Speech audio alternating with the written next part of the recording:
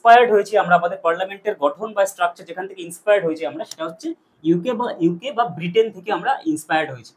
এবং এর সমকক্ষ আমাদের পার্লামেন্টের সমকক্ষ বিভিন্ন দেশের যে কয়েকটি দেশের পার্লামেন্ট রয়েছে সেগুলোর মধ্যে উল্লেখযোগ্য হচ্ছে ইউএস এর, উল্লেখযোগ্য হচ্ছে জাপান, আর তার সঙ্গে আমি আমাদের ইন্ডিয়ার পার্লামেন্টের কতটা সাদৃশ্য কতটা বৈসাদৃশ্য সেটা দেখব।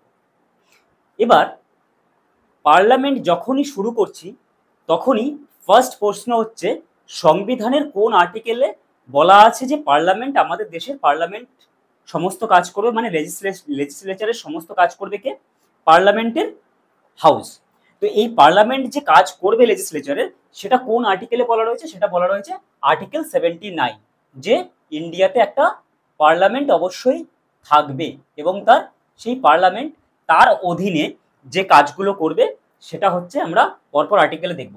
কিন্তু এই পার্লামেন্টের কটা অঙ্গ থাকবে? পার্লামেন্টের ফার্স্ট অঙ্গ হচ্ছে প্রেসিডেন্ট, তিনি পার্লামেন্টের পার্ট। তারপর হচ্ছে লোকসভা, লোকসভা বা হাউস অফ পিপল বলা এটাকে, হাউস অফ পিপল। কি বলা হয়? House of people. আরেকটা Rajya Sabha, that is directly related to our vice president.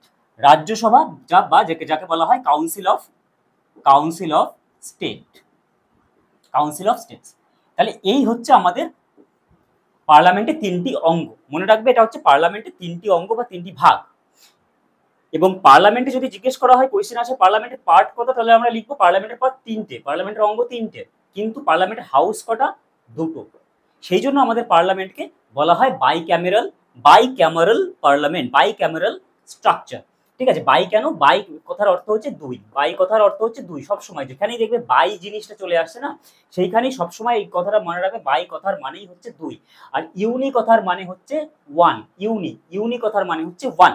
তাহলে একটা হয় ইউনিক্যামেরাল, মানে যেখানে একটা কক্ষ। যেমন আমাদের স্টেটের কথা যদি বলি, ওয়েস্ট বেঙ্গলে শুধুমাত্র একটা হাউস আছে, বিধান পরিষদ। তাহলে আমাদের ওয়েস্ট বেঙ্গলের পার্লামেন্টের সিস্টেম কিরকম? না ইউনিক্যামেরাল পার্লামেন্টারি সিস্টেম।